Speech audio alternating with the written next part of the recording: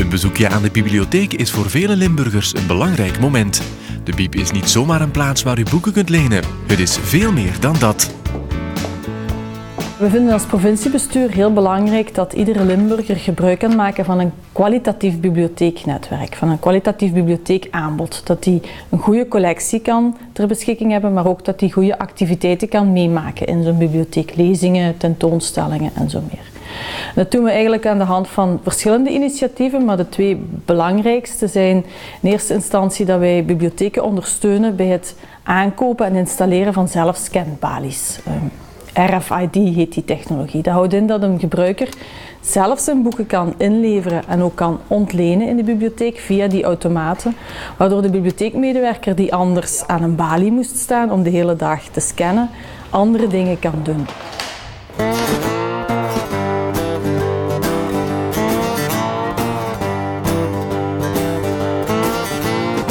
Ja, ik zou de video's plat leggen en dan de grotere beuk krijgen op. Hè.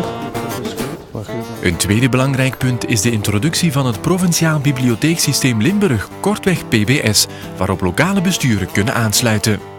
Dat houdt in dat wij via de provincie een server ter beschikking hebben die eigenlijk alle individuele bibliotheeksystemen van 31 bibliotheken groepeert en samen beheert. Wij beheren dat met een dienst op het provinciebestuur, waardoor een bibliotheekmedewerker of een bibliothecaris zich niet meer moet bezighouden met server, bibliotheektechnologie, catalografie, dat soort heel specifieke bibliotheektechnische dingen.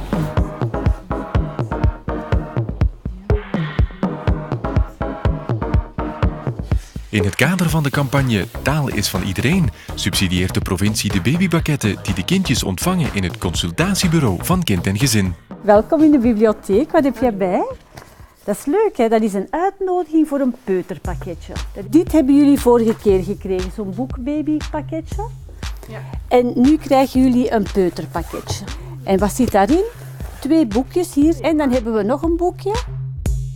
Boekbabies is een uniek taalstimuleringsproject voor de allerjongsten en hun ouders. Heel wat gemeentelijke diensten werken samen met de Biep, de provincie en de stichting Lezen om dit project te realiseren. Om eigenlijk de schakel te maken tussen de school en nu. En om eigenlijk al gewend te geraken aan letters en boeken. Maar dan kunnen ze later met veel plezier lezen, rekenen. Het gaat ook veel beter.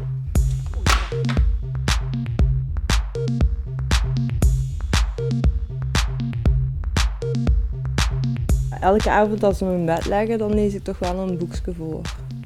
Of ja, het voorlezen of zo plaatjes laten zien en dan toch er wel bij zeggen van ja, wat het is en zo.